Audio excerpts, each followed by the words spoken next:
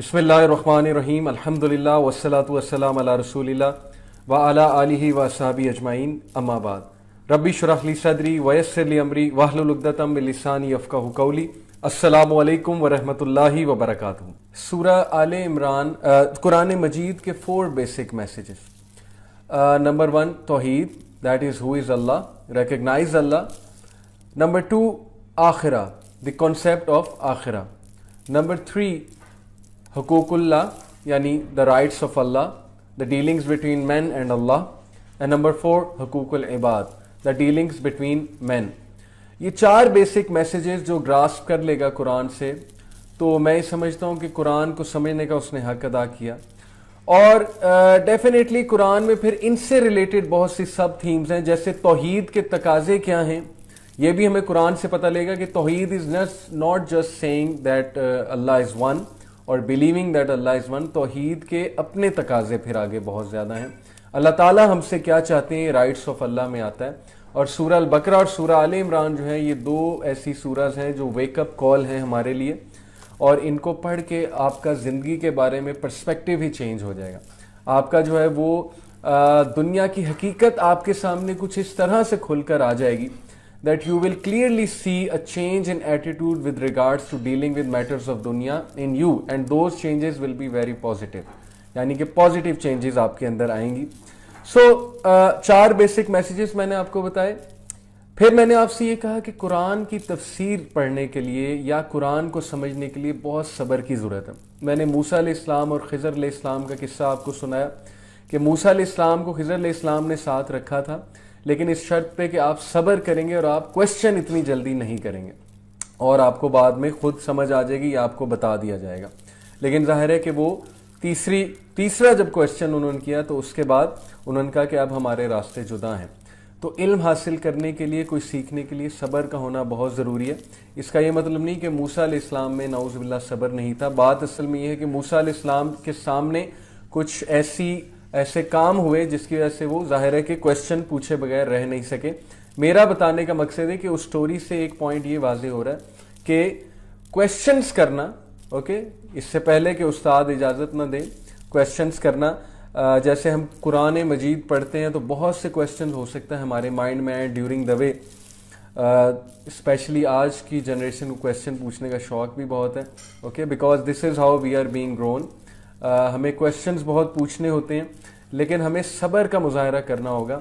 हो सकता है कि जैसे जैसे हम आगे चलते जाएं हमारे बहुत से क्वेश्चंस के आंसर खुद ब खुद मिलते जाएं। हैविंग सेड इट, क्वेश्चंस पूछने में कोई बुराई नहीं है, कोई हर्ज नहीं है, पूछा जा सकता है, लेकिन that question should be designed very well and maybe that you can find the answer to the question yourself, okay. तो बहरहाल मैं आगे चलता हूँ। आज इंशाल्लाह हम सूरह आले इमरान के हवाले से बात करेंगे और सूरह आले इमरान की पहली चंद आयात जो है उनसे गो थ्रू करेंगे। सूरह आले इमरान के वर्चूज़ के बारे में एक हदीस मैंने कल आपको बताई। हदीस सही मुस्लिम की है। अबू उमामा रज़ी अल्लाह ताला अन्हु से नरेटेड है that he said that the Allah's messenger सल्लल्लाहु अलैहि वसल्लम said, recite Quran for on the day of resurrection it will come as an intercessor for those who recite it. Recite the 2 bright ones, Al-Baqarah and Surah Al-Imran, for on the day of resurrection they will come as 2 clouds or 2 shades. ये जो 2 सूरज हैं, जो भी इनको ज़्यादा से ज़्यादा recite करता है, तो ये 2 सूरज जो हैं वो शेड्स या क्लाउड्स बनकर आएंगी और 2 flocks of birds in ranks या बर्ड्स के झमकट की शक्ल में आएंगी। Pleading for those who recite them, उन लोगों के लिए बाकायदा प्लीड करेंगी, सिफारिश करेंगी अल्लाह सुब्हानहू व तआला के आगे जो इन्हें रिसाइट करते हैं। रिसाइट सूरह अल बकरा, सूरह अल बकरा की तिलावत करो। For to take recourse to it is a blessing, इसको पढ़ते रहना ब्लेसिंग है। And to give it up is a cause of grief, और इसको गिव अप कर देना कॉज ऑफ ग्रीफ है। And the magicians cannot confront it, और मैजिशियंस इसका मुकाबला नहीं कर सकते। कितनी खूबसूरत बात है। तो सूरह आले इमरान के हवाले से और सूरह अल बकरा के हवाले से कि ये 2 शेड्स बनकर आएंगी, 2 क्लाउड्स बन के आएंगी या 2 फ्लॉक ऑफ बर्ड्स जो है वो बनकर आएंगी, सूरह आल इमरान और सूरह अल बकरा। आगे चलते हैं जी।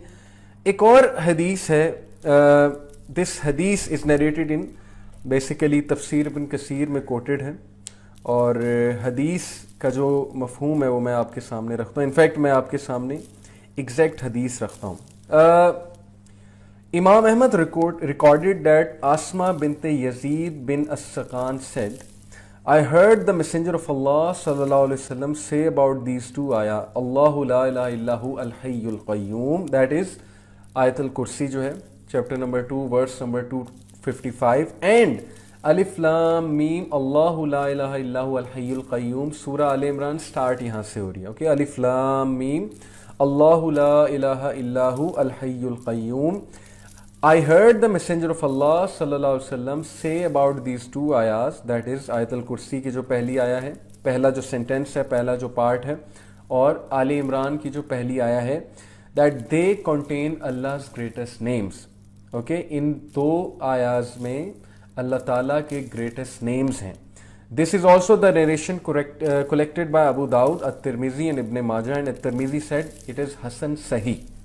Further, Ibn Marduwiya recorded that Abu Umama reported that the Prophet sallallahu alaihi wasallam said, Allah's greatest name, if he was supplicated with it, he answers the supplication is in 3 surahs, Al Imran, Al-Baqarah and Taha.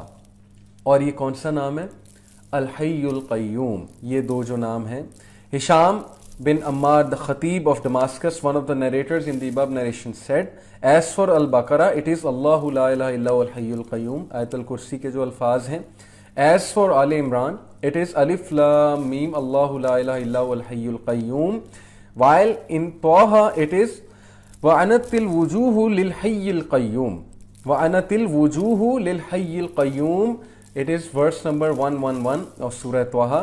So basically what we derive from this is that کہ سورہ آل عمران میں سورہ البقرہ کی آیت number 255 میں جو آیت الکرسی کہلاتی ہے, اور سورہ طہ کی آیت نمبر 111 میں اللہ سبحانہ وتعالیٰ کے سب سے پاورفل نیمز ہیں. جس نیم سے اللہ کو پکارا جائے تو اللہ تعالیٰ دعا کو ریجیکٹ نہیں کرتے. اوکے, تو اللہ تعالیٰ کو اللہ کے ناموں سے پکارنا یہ بھی دعا کا ایک وسیلہ ہے, اور صحابہ سے اور رسول اللہ صلی اللہ علیہ وسلم کی دعاؤں سے ثابت ہے, بلکہ تمام انبیاء کی دعاؤں سے ثابت ہے کہ وہ اللہ کو اللہ کے ایٹریبیوٹ سے پکارتے تھے, اور یہ اللہ کو بہت پسند ہے. تو دعا کرنے کا طریقہ, جس انسان کو دعا کرنے کا طریقہ آ گیا, میں سمجھتا ہوں کہ اس نے زندگی کا سب سے بڑا سکل سیکھ لیا. اوکے, فار ایگزامپل آپ سے کوئی کام نہیں چھوڑا جا رہا, آپ پہ وہ چیز حاوی ہو چکی ہے, تو چھڑوانے والا کون ہے؟ اللہ. اور اللہ سبحانہ وتعالیٰ کے ایٹریبیوٹس ہیں چھڑوانے. مسلط کرنے والا کون ہے؟ اللہ سبحانہ وتعالیٰ مسلط کرنے والا ہے. اوکے, الجبار, الجبار سے مطلب ہے مسلط کرنے والا. آپ اللہ کو الجبار کے نام سے پکاریں, یا الجبار ہیلپ می لیو اٹ, مجھ سے چھڑوا دے یہ کام. آپ اللہ کو جتنے پیشن سے, جتنی سنسیریٹی سے اللہ کا وہ نام کا واسطہ لے کر دعا کریں گے تو آپ کی دعا ضرور قبول ہوگی. اوکے, دعاؤں میں جان آتی ہے. اللہ کے نام جب ہم لے کر دعا کرتے ہیں تو الحی القیوم, الحی بہت خوبصورت نام ہے اللہ سبحانہ وتعالیٰ کا, دی ایور لیونگ. اوکے, القیوم قائم رہنے والا, جو سیلف سسٹیننگ ہے, جو انڈیپینڈنٹ ہے ہر انسان سے, اپنی مخلوق سے انڈیپینڈنٹ ہے, جو سورس ہے ہر چیز کی, جس کے اوپر ہر چیز ڈیپینڈ کر رہی ہے, اور وہ اول ہے, وہ آخر ہے, وہ ہمیشہ سے قائم ہے. اس میں ہم مزید انشاءاللہ ڈسکشن کریں گے ان دو ناموں پہ. سورہ آل عمران جو ہے بیسیکلی اٹ از اے مدنی سورہ, as evident by the fact that the first 83 ayat in it relate to the delegation from Najran that arrived in Al-Madinah on the 9th year of Hijrah. جن لوگوں نے سیرہ کا مطالعہ کیا ہے تو وہ بڑے خوش نصیب ہیں, کیونکہ سیرہ کا مطالعہ کر کے قرآن مجید کو پڑھنا, یا قرآن پڑھتے پڑھتے سیرہ کا بھی ساتھ میں مطالعہ کرنا, تو یہ بڑا زبردست کمبینیشن ہے. جیسے سیرہ کے حوالے سے الرحیق المختوم ایک بہت ہی سمپل, بڑی زبردست لینگویج میں, بہت زبردست انداز میں ایک کتاب لکھی ہوئی ہے, جسٹ لائک اے ناول, اور اس کی لینگویج بڑی اچھی ہے. تو جس نے الرحیق المختوم یا کسی سیرہ کی بک کا مطالعہ کیا ہے, جس کو وہ ایونٹ سیکوینس سے پتہ ہے کہ ہمارے نبی صلی اللہ علیہ وسلم کی لائف میں کیا کیا ایونٹس ہو رہے تھے, کیا کیا میجر ایونٹس تھے, اوکے, اور کتنی زندگی انہوں نے مکہ میں گزاری, کتنی لائف جو ہے انہوں نے مدینہ میں گزاری, نبوت کے حوالے سے بات کر رہا ہوں, اور کتنے صحابہ نے مکہ میں اسلام قبول کیا, کتنوں نے مدینہ میں اسلام قبول کیا, کیا کیا مسائل درپیش آئے وغیرہ وغیرہ. किन किन से डील करना पड़ा, मुशरिकीन मक्का से डील करना पड़ा। मदीना में आए तो सिनेरियो टोटली चेंज हो गया क्योंकि वहाँ पर यहूदी भी थे, okay, Banu Qurayza, Banu Nadir, Banu Qaynuqa, these 3 major tribes of Jews were there.